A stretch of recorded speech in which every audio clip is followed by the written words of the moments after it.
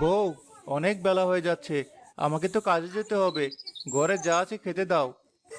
গত রাতে দু মুঠো পান্তা ভাত ছাড়া আর কিছুই নেই। ওটাই খেয়ে যেতে হবে। কি আর করার, পান্তা ভাত যখন আছে তাহলে তাই দাও।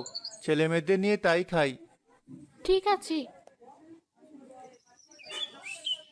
এই নাও।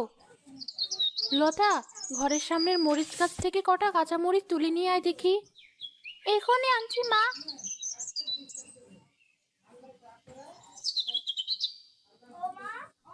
বাবা, এই নাও। আমাকেও একটু দে আপু, একটু জাল করে খাই। আজ কদিন থেকে খালি পান্তা খেয়ে খেয়ে মুখটা একদম পানসে হয়ে গেছে। হ্যাঁ, আমারও।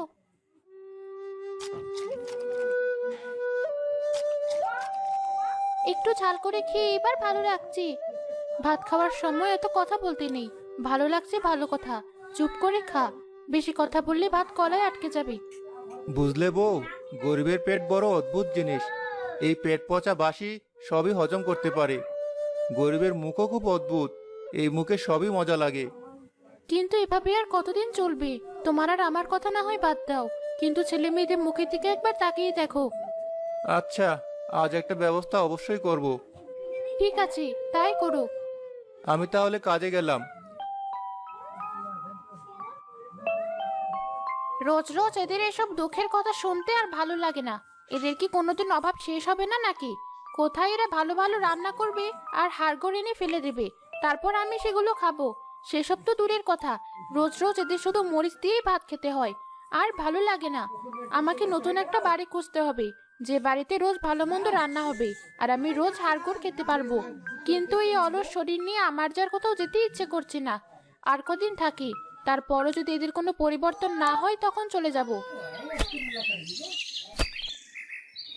বিকেল তো হয়ে এলো। এবার গিয়ে মোড়লের কাছে আমার বেতনটা চাই। যে করে হোক কিছুটা কাজ আমাকে নিতেই হবে। কি ব্যাপার রবি, এই সময় তুই এখানে কেন? কি চাস? কিছু চাই না। মোড়ল মশাই কোথায়?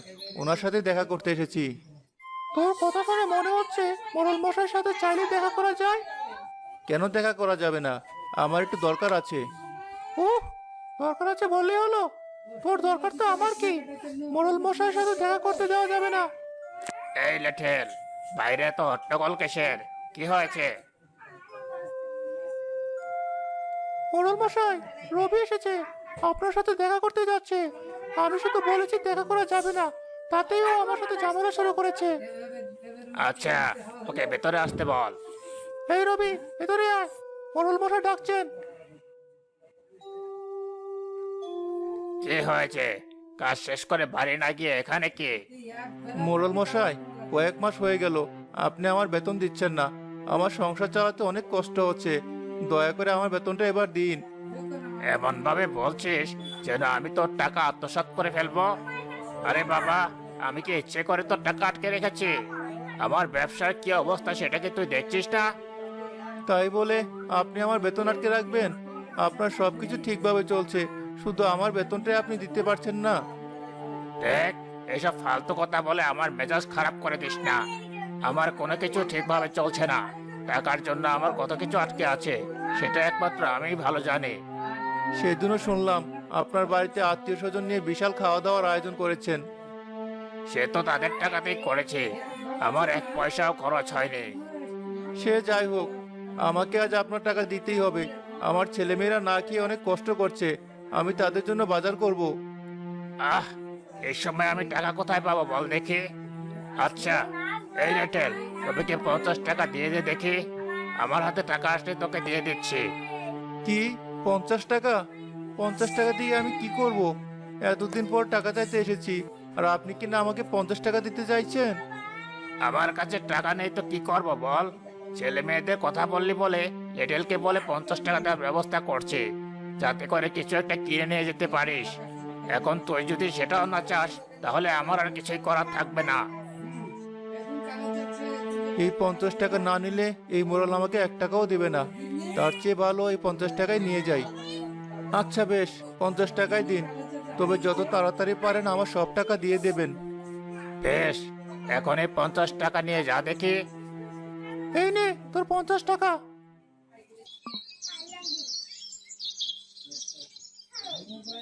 মোড়ল মশাই, দেখলেন তো রবি কিভাবে টাকার কথা বলে চলে গেল? সে যত যাই বলুক না কেন, টাকা আমি দেব না। আর সেজন্যই তো ওকে কাজে নিয়েছিলাম। কিন্তু ও যেভাবে টাকা চেয়ে গেল, তাতে মনে হচ্ছে টাকা না নিয়ে ও ছাড়বে না। সে সুযোগ ওকে আমি দেব না। এভাবে 50-100 টাকা করে দিয়ে দিয়ে আটকিয়ে রাখবো। এরপর সময় সুযোগ বুঝে একটা দোষ ওর ঘাড়ে চাপিয়ে দিয়ে বিদায় করে দেব। তখন আর টাকার জন্য জোর করতে পারবে না। আপনার বুদ্ধির সাথে এই দেশের মন্ত্রীরাও পারবে না মোড়ল মশাই। এ এ এ একটু বুদ্ধি করে না চললে এই দুনিয়ায় আগানো যায় না। এবার তুই যা, আমি একটু বিশ্রাম নেব এখন। মাঠ থেকে তো বাড়ির দিকে যাচ্ছি, কিন্তু এভাবে খালি হাতে বাড়িতে যাব কি করে? ছেলে মেয়ে আর বউ নিশ্চয় আশা করে বসে আছে যে কিছু না কিছু নিয়ে যাব, কিন্তু এই 50 টাকায় কি বা পাবো? তবু একবার বাজারে গিয়ে দেখি। আসুন ভাই আসুন। আসুন ভাই আসুন, সবজি নিয়ে যান, সবজি, টাটকা টাটকা সবজি। এই 50 টাকা নিয়ে মাছ মাংসের দোকানে গিয়ে অপমানিত হয়ে লাভ নেই। তার চেয়ে ভালো ওই সবজি দোকানে যাই, তাহলে অন্তত 4-5 কেজি সবজি নিয়ে যেতে পারবো আর বেশ কিছুদিন খেতে পারবো। দোকানদার ভাই, এই বেগুন কত টাকা কেজি? 120 টাকা কেজি। কয় কেজি নেবেন বলেন? কি বলছেন এইসব?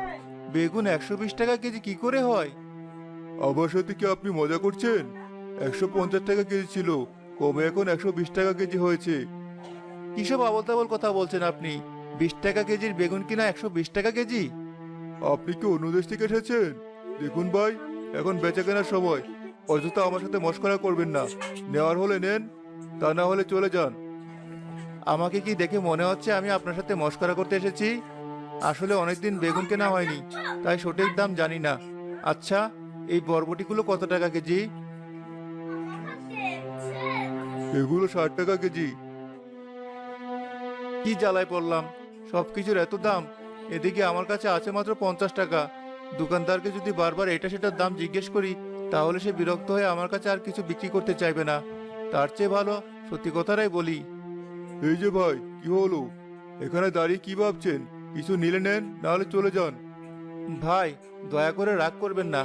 আসলে আমার কাছে মাত্র 50 টাকা আছে, এর মধ্যে যা সবজি হয় তাই দিন। বুঝতে পেরেছি। আসলে এখন বাজারে সব জিনিসের অনেক দাম। আপনি চাইলে এই কুমড়োগুলো নিয়ে যেতে পারেন। 5 কেজি 50 টাকা দিলেই হবে। এগুলো একটু পচা, কেউ তেমন নিতে চায় না, তাই কম দামে আপনাকে দিয়ে দিচ্ছি। বিচির দিক থেকে একটু বেশি করে কেটে ফেলে দিলেই খেতে পারবেন, কোনো অসুবিধা হবে না।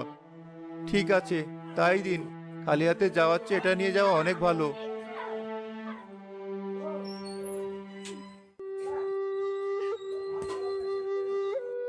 কি রে বাবা, কি হয়েছে তোর? এভাবে মুখ ভার করে বসে আছিস কেন? একটু করতে বেরিয়েছিলাম, সবার বাড়ি থেকে ভালো ভালো খাবারের গন্ধ ছড়াচ্ছে। পোলাও, মাংস, তালের পিঠা, আরো কত কি!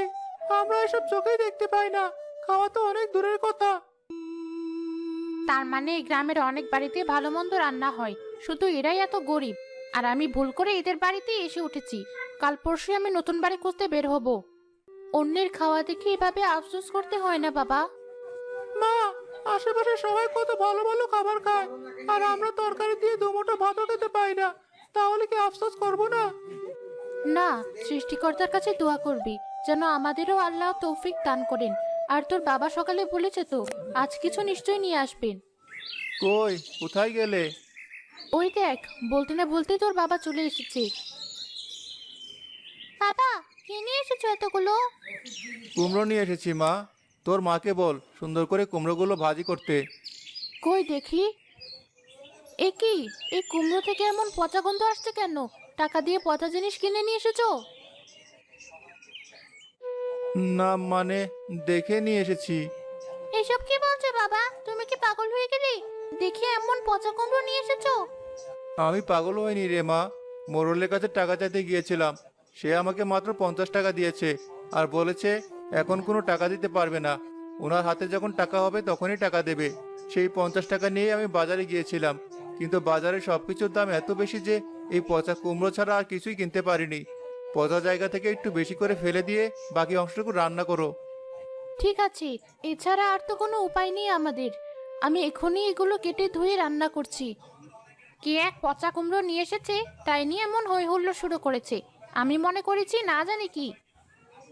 চকিনা চোখের পানি ফেলতে ফেলতে কুমড়োগুলো কাটে এবং বিচি আর পচা অংশগুলো বাড়ির পেছনের দিকে নিয়ে ফেলে দেয়। মানুষটা কতটা অসহায় হয়ে গেলে পচা কুমড়ো নিয়ে আসে। এত কষ্ট করেও টাকা পাচ্ছে না, কিন্তু সংসার চালাতে কি না করছে সে।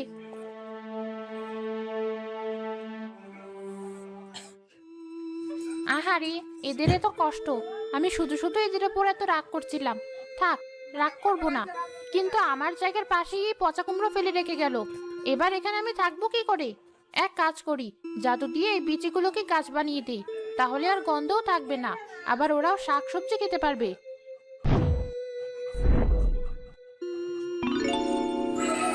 এই হয়ে গেল কুমড়ো গাছ। বাহ, বেশ তরতাজা গাছ হয়েছে। এবার আমি একটু ঘুমাই।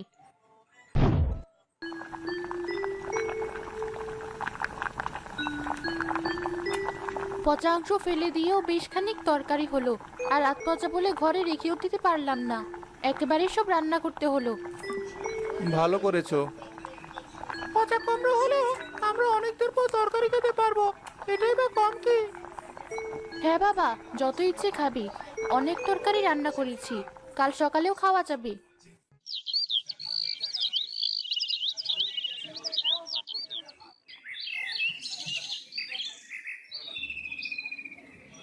বউ, খেতে দাও, কাজে যাওয়ার সময় হয়ে গেছে। আমাদেরও দাও মা, আমরাও খেয়ে স্কুলে যাব। এখন কি দিয়ে ভাত খাবো মা? কাল রাতের কুমড়োর বেশ খানিক তরকারি রয়েছে, তোরা বস, আমি খেতে দিচ্ছি।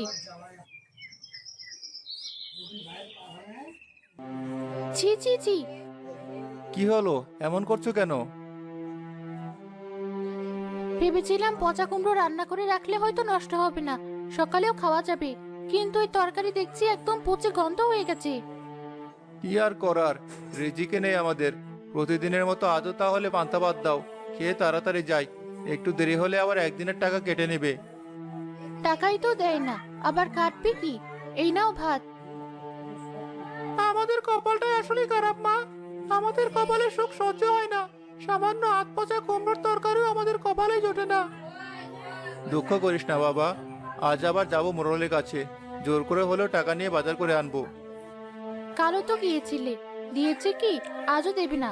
পাঁচে মোড়ল একটা, ওর ওখানে তোমাকে আর কাজ করতে হবে না। কাজ করতে হবে না বললেই তো আর হয় না বউ। এতগুলো টাকা আটকে রেখেছে, কাজ বাদ দিলে আর কোনোদিন ওই টাকা আমি পাবো না। এমনিতেও ওই টাকা মোড়ল তোমাকে দেবে না, দিলে এতদিনে দিয়েই দিত। দেখি কি করা যায়। একবার এদিকে না এসে কত কথা বলছে, একবার এদিকে আসলেই তো হয়ে যায়। কি সুন্দর কুমড়ো গাছ আমি বানিয়ে রেখেছি। না, তা আসবে না, ঘরে বসে বসে চেঁচামেচি করে আমাকে বিরক্ত করবে। ইচ্ছে করছে এখনই গিয়ে সবকটার ঘাড় মটকে দেই। মা, তরকারির গন্ধে পান্তা ভাতটুকুও শান্তিতে খেতে পারছি না, কি বাজে গন্ধ ছড়িয়েছে। হ্যাঁ, আমারও খুব কষ্ট হচ্ছে, এত গন্ধ সহ্য করা যায় নাকি? ঠিক আছে, আমি গিয়ে তরকারি আগে ফেলে দিয়ে আসি, তোরা ভাত খা। এ কি দেখছি আমি? গতকালে তো এখানে কুমড়োর পচা অংশ আর বীজ ফেলে দিয়ে গিয়েছিলাম, আজ এত বড় বড় কুমড়ো গাছ এলো কোথা থেকে? ফুল কুমড়ো সবই ধরে আছে দেখছি। কোথায় তোমরা? একবার এদিকে এসো। তোদের মা ডাকলো না? হ্যাঁ, আমারও তো তাই মনে হলো। মা তো গেল তরকারি ফেলতে, কিন্তু এভাবে ডাকছে কেন? কি হলো মায়ের? তাড়াতাড়ি চল তো দেখি।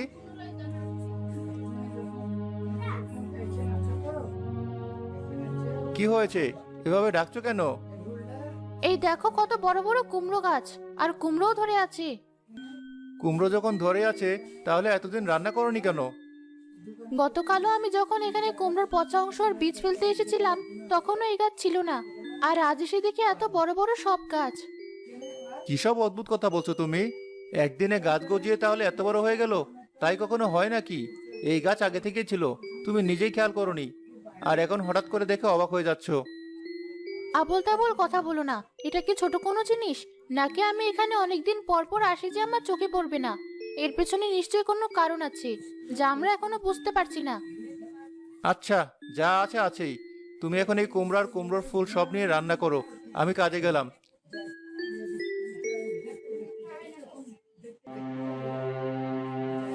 এটা কি সত্যি আমার চোখের ফুল? গাছটা কি আসলেই আগে থেকে হয়েছিল নাকি অন্য কিছু? আর যদি অন্য কিছু হয় তাহলে সেটা কি? একদিনে কি করে একটা গাছ এত বড় হতে পারে? চিন্তা করতে করতে দেখছি এই মহিলা অজ্ঞান হয়ে যাবে। না না, ওকে এত চিন্তা করতে দেওয়া ঠিক হবে না। আমি বরং গিয়ে বলি আমি এসব করেছি। এই যে বউ, তোকে আর চিন্তা করতে হবে না। ওই গাছ জাদু দিয়ে আমি বড় করেছি। এখন তুই যদি খুশি হয়ে আমাকে একটু খেতে দিস, আমি তাতেই খুশি হব। আমি তোদের ওই বট গাছেই থাকি। ওরে বাবারে, এ আমি কাকে দেখছি? কে আছো? বাঁচাও, বাঁচাও আমাকে। এই, কি করেছি আমি তোকে? এভাবে চিৎকার করছিস কেন?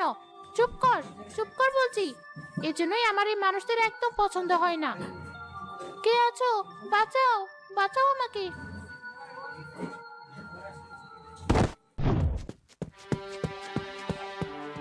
মা, কি হয়েছে তোমার? এভাবে চিৎকার করছিলে কেন? মা, চোখ খোলো, কথা বলো। নয়ন, মনে হচ্ছে মা অজ্ঞান হয়ে গেছে। তুই একটু পানি নিয়ে আয়, মায়ের চোখে মুখে ছিটিয়ে দিই।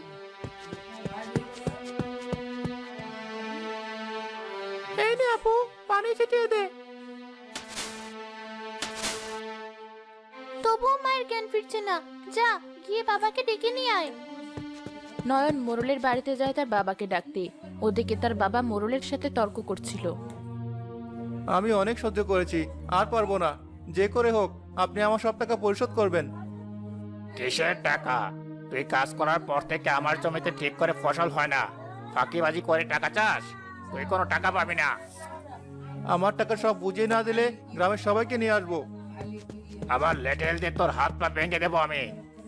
বাবা, তাড়াতাড়ি বাড়ি চলো, মা খুব অসুস্থ হয়ে পড়েছে। ঠিক আছে, চল। মোড়ল মশাই, আমার টাকা যদি সময় মতো না পাঠান তবে ব্যবস্থা আমিও নেব। যা যা, যা পারিস করিস। কি হয়েছিল তোমার? নয়ন গিয়ে বললো তুমি অসুস্থ হয়ে পড়েছো। শাকচুন্নি, শাকচুন্নি এসেছিল। বলছিল এই কুমড়ো গাছ নাকি সে জাদু দিয়ে বড় করেছে আর রান্না করে তাকে দিতে বলেছে। তুমি ওটা নিয়ে বেশি চিন্তা করেছো, তাই এমন হয়েছে। ওসব আসলে তোমার মনের ভুল। এখন রান্না করো দেখি, খুব খিদে পেয়েছে। তুমি আর কাজে যাবে না? না, মোড়লের সাথে ঝগড়া করে এসেছি। টাকা না দিলে আর কাজে যাচ্ছি না। আর বলে এসেছি, টাকা সময় মতো না পাঠালে গ্রামের সবাইকে বলে দেব। কিন্তু এখন করবেটা কি তাহলে? শোনো বউ, কাজের লোকের কখনো কাজের অভাব হয় না।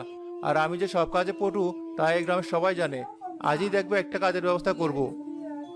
বেশ, তবে তাই করো তুমি। এখন স্বামীর সাথে খুব গল্প করা হচ্ছে, তখন আমাকে দেখে কি নাটক করলো। এজন্য মানুষের ভালো করতে নেই। নেহাত আমি ভালো শাকচুন্নি, তাই মানুষের উপকার করে বেড়াই।